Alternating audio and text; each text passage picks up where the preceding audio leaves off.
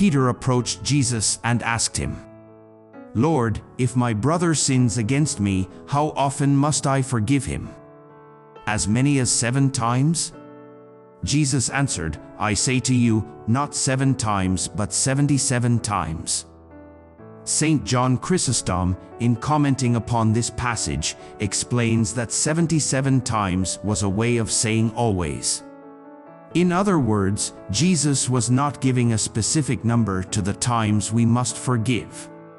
He was saying that forgiveness must be offered forever and always, without limit.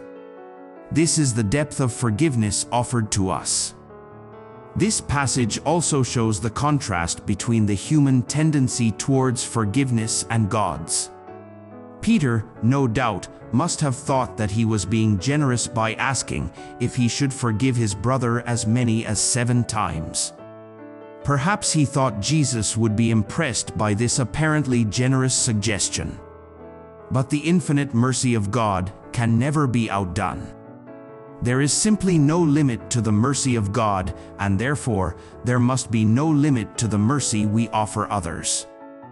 What is your personal practice when it comes to seeking the forgiveness of God in your life?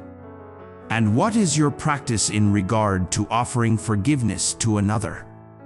This line quoted above introduces the parable of the unforgiving servant. In that parable, the servant owed his king a huge amount. In mercy, the king forgave the debt just as God is willing to forgive us no matter what. But forgiveness does have one price.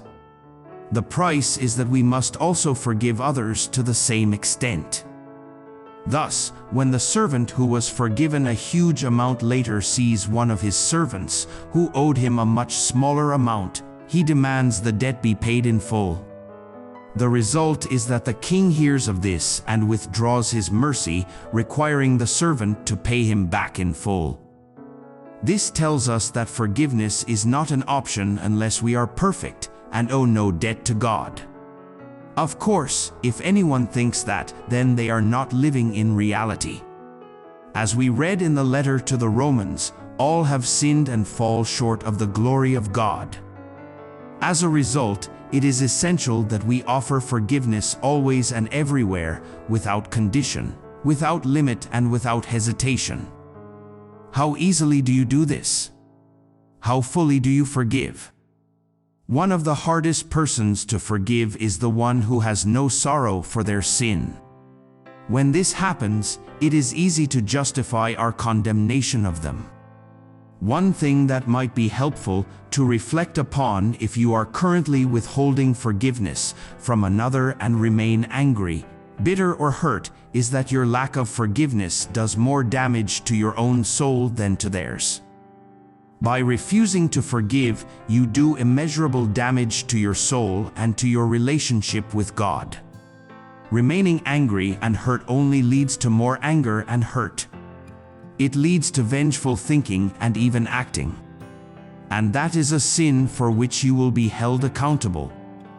Reflect, today, upon the infinite depth of mercy and forgiveness you are called to offer to each and every person who has or will hurt you. To forgive is certainly not to excuse. On the contrary, the act of forgiveness acknowledges the sin. But mercy must be offered no matter what. Always, everywhere, unending, and without any conditions, it must be offered. If this is difficult to do, do it anyway and do not stop.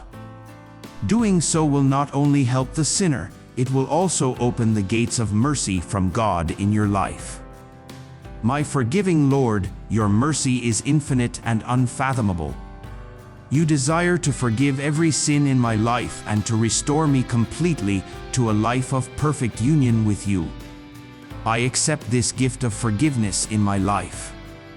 Dear Lord, and I freely choose to offer this same depth of mercy to everyone who ever has or ever will sin against me. I forgive as completely as I can. Please help me to imitate your unending mercy. Jesus, I trust in you.